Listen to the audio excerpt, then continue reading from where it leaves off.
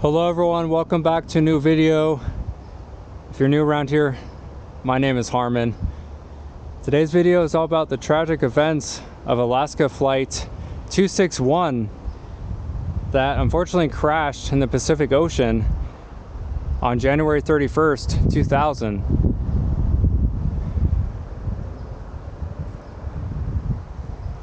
"88 people were killed instantly after the plane hit the water. There were 83 passengers along with 2 pilots and 3 cabin crew.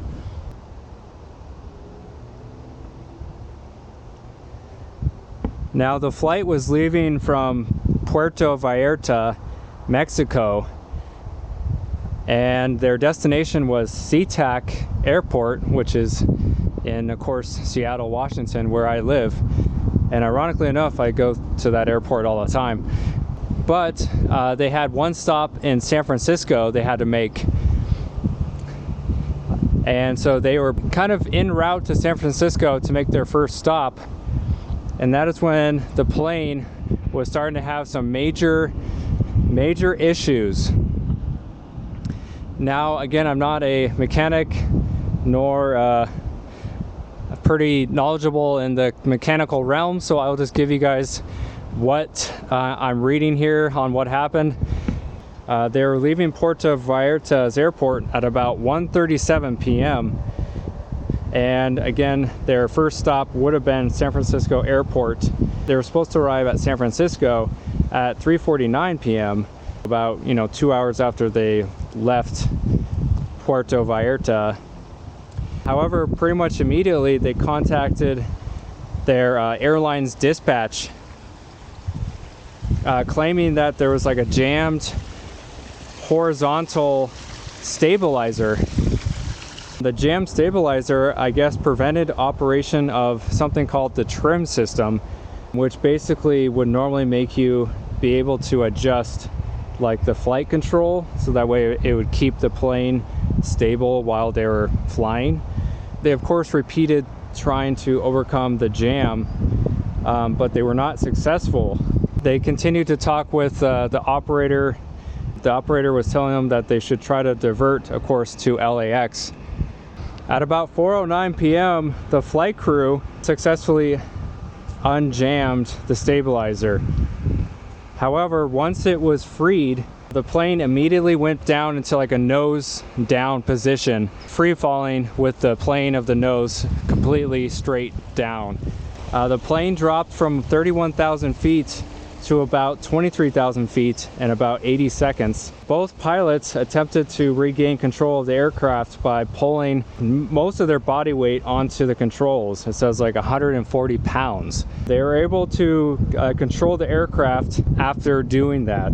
However, 10 minutes later, at about 4:19 p.m., the black box recorded 4 distinct thumps, followed by about 17 seconds of like super loud noise. And apparently the jack screw, which was holding, I guess, a certain part of the plane, the jack screw was not lubricated enough and it failed. As a result, the aircraft again pitched back down into a dive, like a nosedive.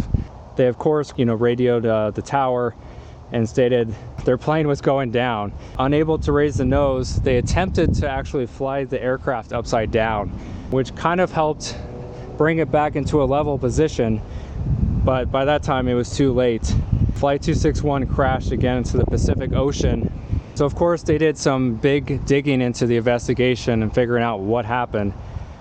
And they stated that they found that 90% of the thread for that jack screw nut was stripped away.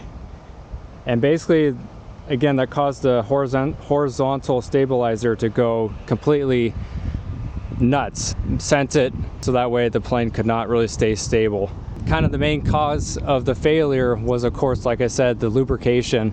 They didn't lubricate that specific jack screw nut, I guess, as much as they should have, which again is interesting because You know, planes have so many different parts. Who knew that one specific little jack screw could literally cause the downfall of a plane? That actually kind of terrifies me. Once again, here at the Pierce Brothers Cemetery, and this is actually where there's a small plaque memorial to all 88 victims. To the spirits of the 88 lost, we celebrate their lives and remember them with love. Of course, Alaska Flight 261, January 31st, 2000.